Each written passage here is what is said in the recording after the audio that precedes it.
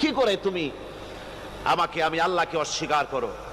কুনতুম আমওয়াতান, তুমি ছিলে নিষ্প্রাণ, ফাহইয়াকুম, এরপরে আমি তোমাকে জিন্দা করলাম, সুম্মা ইউমিতুকুম, এরপরে তোমাকে আমি মৃত্যু করব, সুম্মা ইউহয়িকুম, এরপরে তোমাদেরকে আবার আমি জিন্দা করব, সুম্মা ইলাইহি তুরজাউন, এরপরে তোমাদের সকলকেই আমার কাছে ফিরে আসতে হবে। দেখেন না, আমরা যখন মানুষকে কবরে রাখি, কবরে রাখা তারপরে উপরে মাটি দিয়ে কি বলেন আপনারা?